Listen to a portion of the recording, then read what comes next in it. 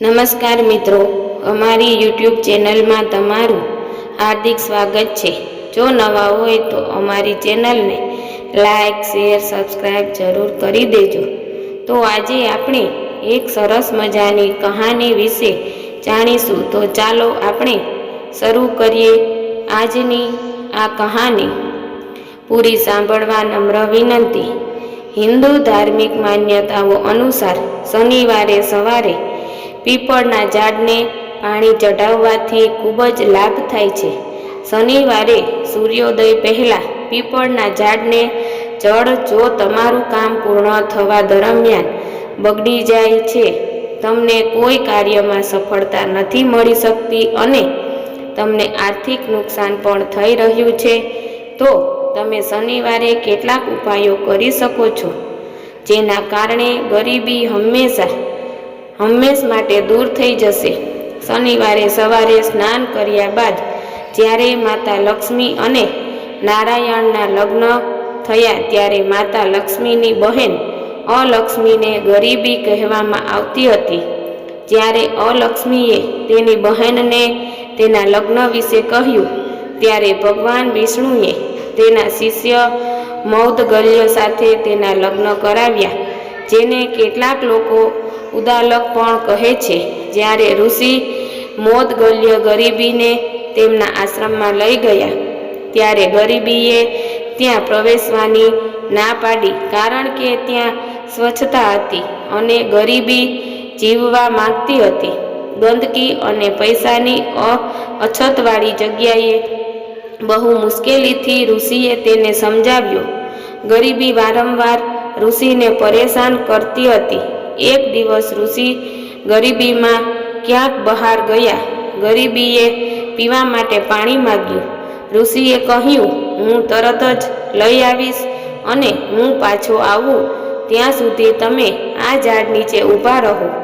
ઋષિને દરિદ્રતામાંથી મુક્તિ મેળવવાનો ઉત્તમ અવસર મળ્યો।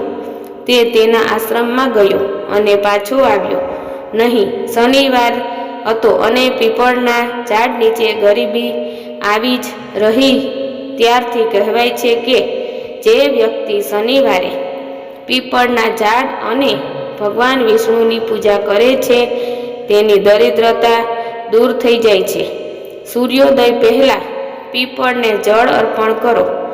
હિન્દુ ધાર્મિક માન્યતાઓ અનુસાર શનિવારે સવારે પીપળને જળ અર્પિત કરવાથી ખૂબ જ લાભ થાય છે। શનિવારે સૂર્યોદય પહેલા પીપળના ઝાડને જળ ચઢાવવું જોઈએ, તે પછી તેની આસપાસ ફરવું જોઈએ। તેનાથી મનને ચોક્કસપણે શાંતિ મળે છે। આ ઉપરાંત ઘરમાં સુખ શાંતિ રહે છે અને ઘરમાંથી કોઈ તકલીફ નથી આવતી। જો તમે રોજ પીપળના ઝાડને જળ ચઢાવો તો વધુ સારું છે। આ રીતે કરો પીપળની પૂજા। શનિવારે સવારે સ્નાન કર્યા બાદ સૂર્યોદય પહેલા પીપળની પૂજા કરવી જોઈએ।